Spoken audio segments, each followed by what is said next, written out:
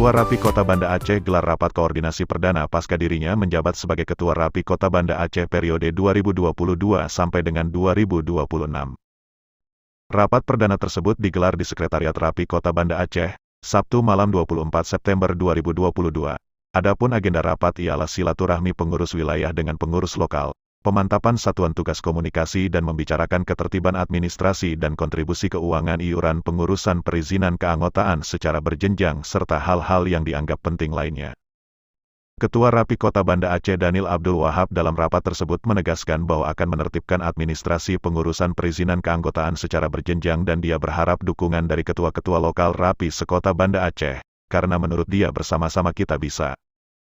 Daniel menambahkan organisasi ini besar karena kita saling bersama-sama. Karena itu dia berpesan kepada ketua-ketua lokal Rapi sekota Banda Aceh untuk saling berkoordinasi dan mendukung dalam kegiatan apapun. Karena Rapi lokal adalah perpanjangan tangan dari Rapi Kota Banda Aceh, maka dari itu saling koordinasi sangat diperlukan dalam segala kegiatan. Dalam rapat perdana tersebut dihadiri oleh Ketua dan Pengurus Rapi Kota Banda Aceh serta Ketua Rapi lokal beserta pengurusnya. Dan alhamdulillah rapat tersebut menghasilkan kesepakatan bersama serta berjalan santai dan penuh keakraban.